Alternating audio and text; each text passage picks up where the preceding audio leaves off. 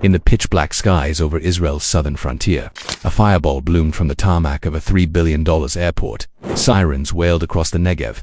Flights vanished from radar, and the world awakened to a new kind of threat, launched not from Gaza, not from Lebanon, but from over 1,200 miles away, in war-torn Yemen.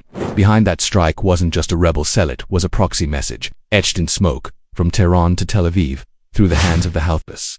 But what came next wasn't just retaliation, it was calculated retribution. Within hours, U.S. Navy destroyers locked onto launch coordinates, Israeli Adders and American Super Hornets scrambled. Electronic warfare teams blanketed the Red Sea airspace. Then came the payloads, missiles, jammers, cyber disruptions, all raining down in a synchronized storm. This wasn't just a firefight, it was a doctrine forged mid-air, a new chapter in modern warfare where proxies bleed and alliances roar. This is the full story of missiles, messages, and the moment Yemen turned to fire and dust.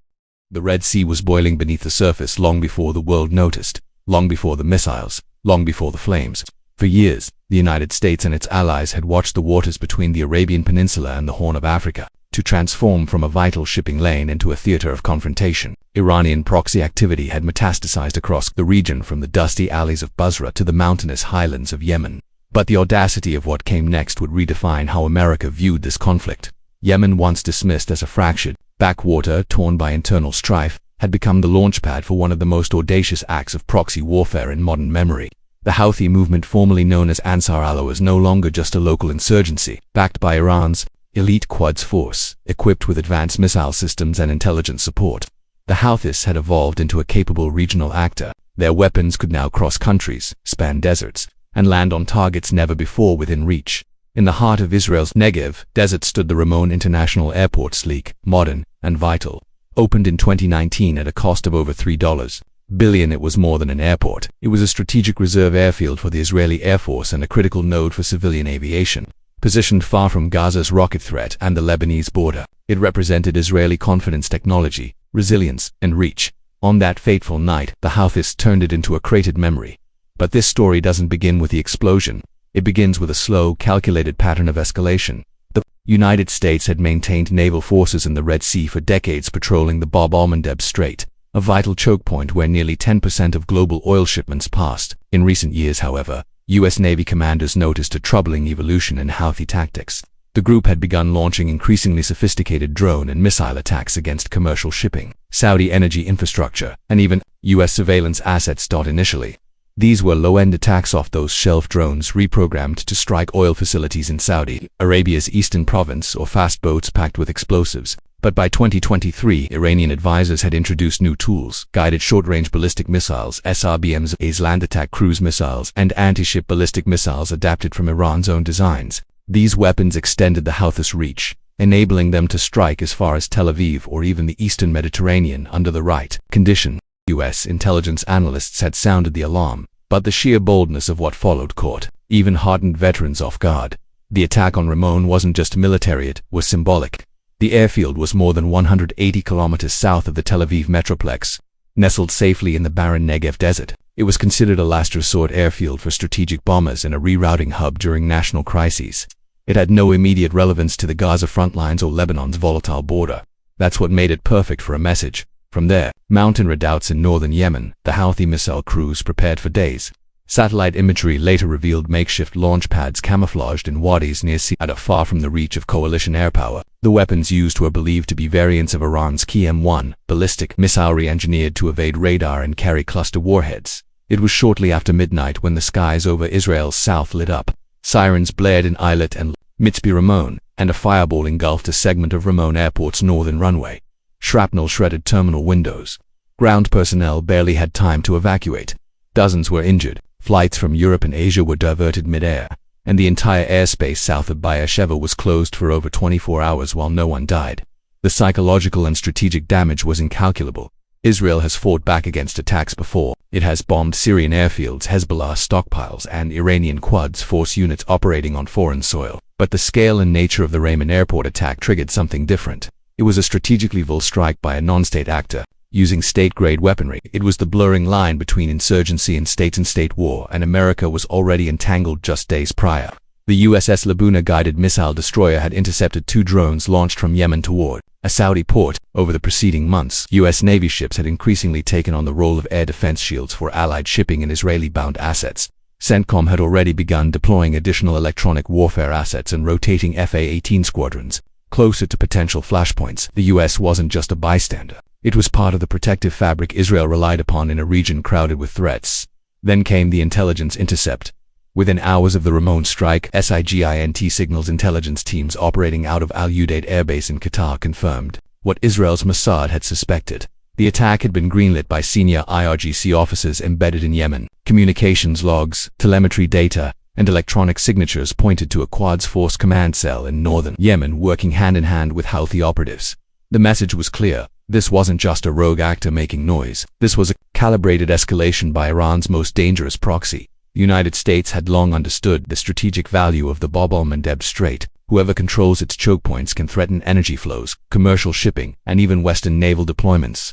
With the Suez Canal to the north and the Arabian Sea to the south, this corridor was now bookended by threats. On one end, Iran militias in Iraq and Syria were growing in sophistication, fielding GPS-guided artillery and kamikaze drones. On the other end, the Houthis were turning Yemen's mountains into missile nests.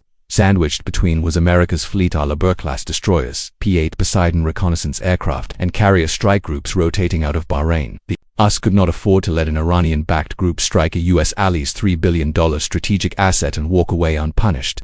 Doing so would unravel deterrence not just in the Middle East but globally. North Korea, China, and Russia were all watching. Washington's response was swift but measured. Secretary of Defense Lloyd Austin, after consultations with Israeli counterparts, authorized the deployment of additional missile destroyers into the southern Red Sea and greenlit pre-planned airstrike contingencies that CENTCOM had been refining. For months, Operation Desert Vengeance was no longer a hypothetical. It was a go. To understand why the Houthis struck, one must understand Iran's long game. Tehran's strategy has never relied on direct confrontation. Instead, it invests in influence-building networks, proxies, and asymmetric leverage in every corner of the region. In Yemen, the IRGC found a rare gem, a loyal, battle-hardened movement, with deep local roots and a fanatical commitment to its ideology. Over the years, Iranian advisors transformed the Houthis into a hybrid force, part insurgency, part proto-state military. They provided not just weapons but training in electronic warfare, cyber operations, and psychological warfare. The attack on Ramon was designed to test limits. Would the U.S. tolerate it? Would Israel retaliate? Could Iran stretch its influence and force the West into a reactive posture? These were questions with global ramifications, and Washington was about to answer them with steel. The strike on Ramon International Airport didn't come out of nowhere. It was the culmination of a methodical campaign by the Houthis, shaped by geopolitics, tactical evolution, and a growing sense of invulnerability. In this section, we trace the arc of escalation. Zoom in on the Mexican stages of missile preparations. Reveal the rock-solid backing of Iran, and bring the psychological and strategic stakes of this moment into sharp relief. Long before the airport went up in flames, the Houthis had been testing water-sending drones and anti-ship missiles into the Red Sea, raising worries among Saudi and Emirati planners. In late 2023, Yemeni sources disclosed that suspected Iranian ballistic missiles were transported in pieces through Oman and shipped to Houthi strongholds in northern Yemen. Those weapons were not merely symbolic. They were meant for strikes deep into Israel, Saudi Arabia, and potentially U.S. and Kuwaiti military installations. In the Red Sea, U.S. destroyers had tracked the missiles' flight. The USS Carney and USS Mahan were already positioned to cover both maritime and coastal targets by standoff missiles. Aegis fire control systems lit up with missile signatures, enabling classification without premature interception and intelligence goldmine. The ship's captains transmitted targeting data upward. Meanwhile, FA-18s aboard the USS Dwight D. Eisenhower battle group were prepped with JSOWA missiles, capable of 150 JM90 nanometers standoff strikes. Drone platoons were moved in to jam Houthi radar. Electronic countermeasure pods were slung under wing. The strike packages were queued awaiting final clearance. CENTCOM warfighters were tasked with identifying launch pads, support nodes, and critical radar systems. Options explored included kinetic strikes, cyber intrusions, electronic warfare pulses, or even blockading parts of Yemen's coastline to intercept future weapons shipments. And in the crisper night, Israeli citizens slept uneasy, scanning news for any sign of renewed missiles. Airport workers, some injured during the strike, were undergoing trauma counseling. In montage across U.S. Navy decks, sailors contemplated the iron sequence. Target assigned, codes loaded, permission awaited. The response to the Ramon airport attack did not wait for dawn. Within hours, Israel's national security and the U.S. military machine moved from shock to rapid escalation, turning the night's confrontation into a combustible mosaic of military readiness, cyber warfare, diplomatic pressure, and civilian anxiety. At the moment of impact, Israel's Air Defense Command issued immediate alerts. The Iron Dome system lit up like a constellation of guided urgency, tracking fragments and potential follow-on threats. Simultaneously, Israel launched F-35I sorties over the Negev and southern Red Sea airspace, using their advanced AESA radar to detect hostile airborne threats. Radar emissions and ground missile teams preparing for possible second strikes. In Jerusalem, the National Security Council convened an emergency session. Military intelligence briefers revealed the missile's Qiyam-1 trajectory and payload cluster munitions designed for infrastructure damage, but capable of limited anti-personnel effects. Inside the carrier's Combat Information Center, kick tracking screens filled with blipstret, vectoring against U.S. vessels and missile approach charts. Warfighters cross-linked, targeting data with coalition intelligence nodes in Florida and Tel Aviv. Every pass refined risk models, collateral projections, and civilian footprint analysis. Back on shore, Israel went into emergency mode. The Defense Ministry extended shelter advisories in the south. Airports rerouted flights indefinitely. Prime Minister held televised briefings, calling on international partners to condemn Iran's proxy escalation. Within Israel, fear fused with resolve, a sense that calculated reprisal was both justified and inevitable. In Washington, Secretary of State and National Security Council staff scrambled to engage Gulf partners. Oman offered discreet mediation, while Saudi Arabia and UAE publicly supported Israel but urged caution to keep the conflict contained. Congress awaited the administration's presentation of legal grounds for potential strikes, under Article 2 of the Constitution, a national security rationale that must withstand scrutiny. Secretly, American cyber teams began penetrating Houthi command and control infrastructure. Malware designed to degrade GPS synchronization and data link integrity was covertly implanted in tactical communications designed to disrupt missile targeting or corrupt launch commands. Israeli cyber operatives contributed by preparing disinformation. Telemetry from communications satellites was processed with AI pattern recognition to detect troop movements and equipment shifts. Intercepts of encrypted Iranian cell communications revealed tactical discussions about possible U.S. or Israeli cruise missile trajectories and warning of forthcoming attacks. Tehran watched with keen interest, ever mindful of layered escalation. Iran's foreign ministry released a statement condemning the attack on Ramon, but stopping short of taking credit or warning of direct response. Instead, it issued veiled reminders of its regional right to defend its allies. Quds Force channels privately reassured Houthi leaders that any American or Israeli strikes would be met with reciprocal action, but held back from immediate confrontation, signaling that their proxy forces were not to go rogue. As the world watched, the unfolding military response hinged on a precise orchestration of advanced capabilities, standoff munitions, electronic warfare, real-time ISR, and joint command coordination. In this section, we dissect the force mix, technical advantages, and battlefield choreography that enabled America and Israel to strike with surgical precision, transforming strategy into deliverable effects. The response architecture revolved around a multi-domain design, naval, air, cyber, and satellite systems working in harmony. On the sea, U.S. Iran-backed destroyers, USS Carney and USS Mayan served as forward launch platforms. Their Aegis combat system was linked via data link to CENTCOM and Israeli command nodes, allowing for cross-domain target validation. In the air, carrier-based air wings aboard the USS Dwight D. Eisenhower provided the punch. FA-18EF Super Hornets and EA-18G Growlers formed hunter-killer jammer teams, capable of locating, disrupting, and destroying Houthi radar and fire control systems. Those assets were complemented by Israeli F-35I stealth fighters and naval P-8A Poseidons, providing layered ISR and strike refinement. Underpinning them all was cyber warfare. U.S. Cyber Command and Israeli National Cyber Bureau had unleashed covert payloads into Houthi-linked SATCOM hubs, GPS infrastructure, and encrypted data routes. In parallel, small teams at NSA and Unit 8200 carried out electronic surveillance to detect, decode, and exploit enemy command chatter. Standoff, strike options. Tomahawk missiles. The destroyers were loaded with block for Tomahawk cruise missiles with a 1,600 km range and terrain following INS GPS guidance. Their ability to hit naval-style bunkers nestled in Yemen's mountainous wadis made them ideal for this mission. Each missile carried a 450 kg warhead, capable of breaching hardened structures. JSOW- glide munitions on the air front. FA-18S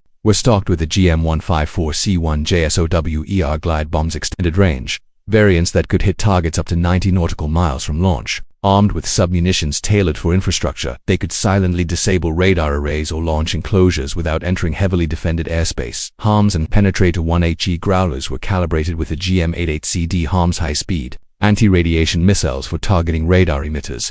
In combination, penetrating GBU-54 laser JDAMs were on call to collapse hardened bunker doors, should go-to target imagery feed confirm high-value IRGC advisors. Electronic warfare supremacy campaign was built on a foundation of electromagnetic dominance. Growlers transmitted dense RF jamming signals to blind CXAM to radar arrays and Houthi command nodes. Their ALQ-99 pods created adaptive jamming fields that pivoted in real time based on threat emitters. Simultaneously, cyber payloads injected pulses into Houthi data links, inducing spoofed navigator data, screen freezes, intermittent encryption losses. Joint EMOT teams aboard Carney and Mahan scanned for radar emissions, generating multi-static emitter location mapping fundamental for avoiding collateral damage. These combined efforts forced Houthi radar operators to cycle power and radiate, intermittently slowing target acquisition and degrading missile accuracy. ISR, fusion eyes in the sky and ears on the ground formed the operation's sensory organ. MQ-9 Reapers with SIGINT pods, flying pattern above Yemen, detected encrypted voice data. Their feeds were routed through satellite nodes to tactical operations centers in Bahrain and Israel. Twin P-8A Poseidons cruised the Red Sea corridor, tracking missile tests and drone trails, each sensor cross-referenced with Israeli NLAs and Coast Guard radar sweeps. Onboard F-35s, an APG-81A ESA radar scanned for emissions, providing classified targeting data for airborne munitions teams.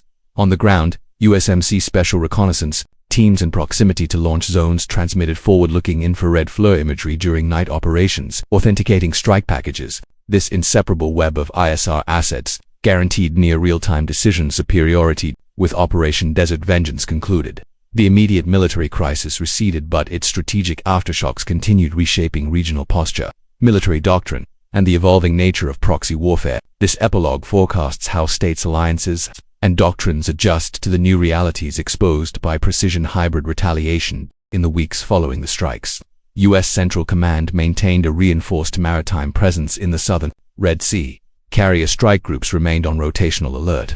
Destroyers equipped with Tomahawks, Growlers, and electronic warfare suites stayed within operational range of Houthi-controlled shorelines. Naval readiness doubled as reassurance for allies and deterrence against renewed proxy escalation.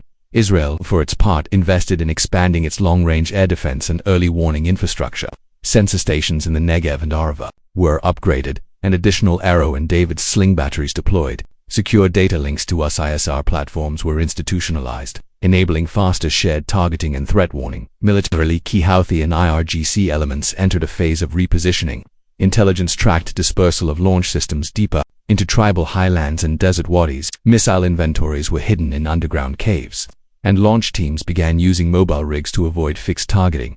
Iran accelerated its proxy training programs along decentralization lines, emphasizing small group autonomy, GPS jamming resistance, and rapid relocation protocols. Western intelligence communities noted the shift. Future attacks would be harder to preempt but also slower to organize, making disruption through cyber and human more urgent. The lessons of Desert Vengeance proved foundational. Hybrid warfare against tactics and infrastructure requires operational patience as much as precision. Shared ISR and cross-domain targeting between allies streamlines legal compliance and mission clarity. Cyber and electronic warfare are force multipliers, not ancillary add-ons to kinetic operations. Target sets must marry command nodes and weapons systems, not solely weapon stocks, in order to preclude regeneration. These teachings traveled beyond the Middle East. U.S. Joint Doctrine Command circulated updated proxy engagement protocols across other theaters, anticipating confrontations in Eurasia, Indo-Pacific, and African theaters. Operation Desert Vengeance prompted diplomatic friction over norms. Some argued that strikes inside sovereign Yemen set dangerous precedents. UN sessions debated limits on state retaliation for proxy actions. The U.S. and Israel, in turn, insisted the strikes adhered to Article 51 self-defense rights and proportionality principles. Legal forums considered introducing command node targeting as a future threshold in international humanitarian law. Proxies were being woven deeper into state sponsorship, raising questions about whether their facilities became valid targets. Observers noted that nearly all major coalition partners tacitly accepted this paradigm, though gray zones remained contested in global law circles. Looking ahead, military analysts forecast increased integration of loyal wingman drones, high-speed loitering munitions, and AI-enabled targeting overlays into similar campaigns. The F-15EX and F-35 platforms would serve as airborne decision relays, while swarms of autonomous drones delivered low-yield precision strikes on dispersed proxy networks. Cyber teams explored data-link pinch brief, envelopes of bandwidth denial injected into adversary C2 at peak launch windows. Future operations could entirely preempt missile firings through data denial rather than bombs. Analysts predicted cyber payloads would increasingly blur into kinetic legitimacy. Regionally, Desert Vengeance reshaped relationships. Gulf states quietly expanded intelligence cooperation with Israel, discussing shared threat maps and maritime monitoring corridors. Jordan and Egypt opened indirect coordination channels for crisis transfer protocols and civil contingency plans along Red Sea corridors. Russia and China, which had initially called for restraint, quietly recalibrated their proxy posture, asserting influence in Yemen and Syria, but avoiding overt escalation with Western allies. Iran's public rhetoric hardened, but its proxies pulled back. Reports indicated the IRGC shifted resources toward Hezbollah training in Lebanon, where the terrain offered more concealment. Several possible trajectories emerged: proxy return, escalation, Houthis or Hezbollah. Attempt another strategic strike, perhaps toward naval assets or Israeli ports. This would prompt renewed Desert Vengeance-style retaliation. Maritime interdiction campaign. U.S. Navy enforces a buffer zone off Yemen's ports to intercept future drone or missile shipments, supported by Israeli cyber targeting of logistics networks, diplomatic entanglement, peace overtures and reconstruction agreements, tied to demilitarization of proxy areas, possibly brokered by Gulf mediators. Europe and multilateral aid groups. Retrograde proxy warfare. Iran shifts more power into cyber and irregular warfare, attacking financial and infrastructure systems across Gulf states rather than relying on missile-based strikes. The legacy of Operation Desert Vengeance and its climax strike deep inside proxy command infrastructure is a doctrine. In action, calibrated, integrated, and regionally synchronized, it affirmed that modern warfare's center of gravity is at the intersection of intelligence, alliance cohesion, legal restraint, and precision effect. The struggle is no longer just munition-centric, it is logic-centric, calibrating every pulse of military force so that deterrence is tangible, not theoretical. In the highlands of Yemen, valleys now scarred with craters and collapsed tunnels remain silent, but primitive fires latent and glimmering beneath serve as warnings. Further fuel deliveries or infrastructure attempts risk reigniting flare-ups. In capitals from Riyadh to Washington, policymakers now operate with a refined metric: how to wield force that deters without drawing boundaries into open war. Desert Vengeance was a milestone, not a finale, and the choices made henceforward will define whether restraint holds, conflict shifts underground, or the region experiences further proxy turbulence. The day of reckoning may be over this time, but the future of hybrid conflict lies in every calculated decision war by many names: cyber, proxy, drone, missile. And for global security, the test remains: can precision prevail, or does escalation simply wait for the next spark?